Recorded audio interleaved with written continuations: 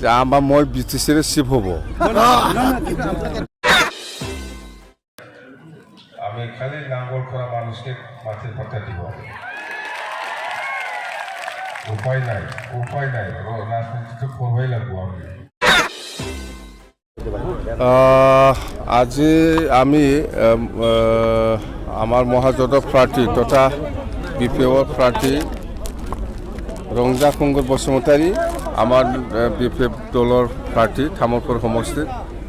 আজি মই আহি পেলাই যিখিনি পৰিৱেশ পাইছে, আমাৰ BPF দলৰ প্ৰাৰ্থী ৰংজা কুংগুৰ বসুমতাৰী জিকিব। এইটো থাৰ্ড ফেজ হয়। ছেকেণ্ড ফেজটো 1 তাৰিখত হ'ব, আমাৰতো 6 তাৰিখত আৰু সময় আছে। মুঠতে আমি যিখিনি ফিডবেক পাইছে ৰংজা কুংগুৰে জিকাটো 100%।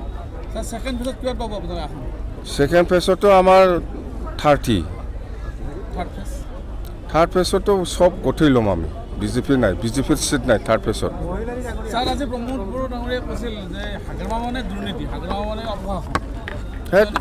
ইয়াৰ লগত মই কথা নাপাতিম।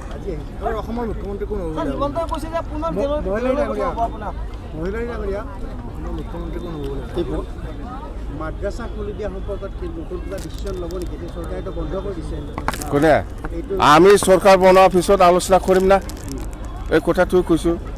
মহাজোঁটে আলোচনা কৰিব। কিয় মাদ্ৰাছাটো কিয় বন্ধ কৰিলে? এইটোতো হেমন্তহে বন্ধ কৰিছে, গভৰ্ণমেণ্ট অফ ইণ্ডিয়া বন্ধ কৰা নাই নহয়। এইটো গভৰ্ণমেণ্ট অফ ইণ্ডিয়াই কৰা নাই। BTC বিৰাট ভাল, পজিটিভ।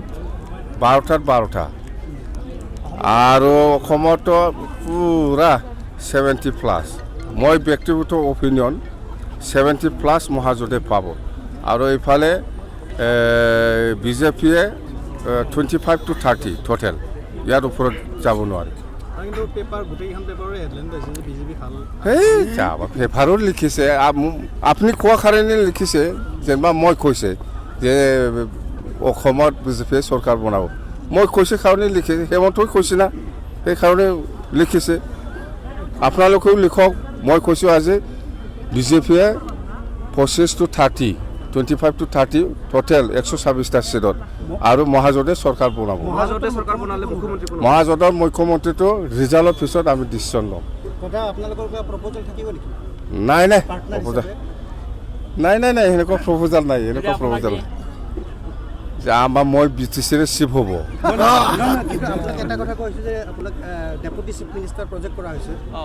নাই সেইটো পিছৰ কথা। সেইদিনা সাংবাদিক এজনে কৈছিলে দে আমি ডেপুটি CM ল'ম, এনেকুৱা কৈছোঁ মোক। সেইটোৱেই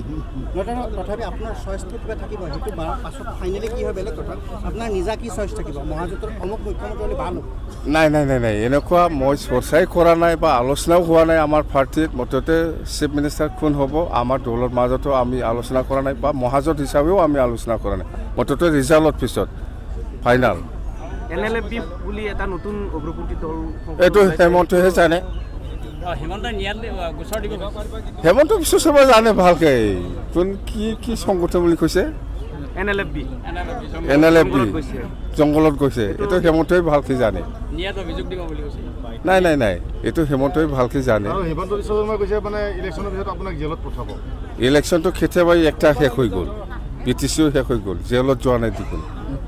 নাই হেমন্তটো আজিও পাৰিলে, আজিও চেষ্টা চলাই আছে মোক জেলত দিবৰ কাৰণে। ময়ো খাইদা কৰি ঘৰত নোসোমাই বাছ এইটোৱে।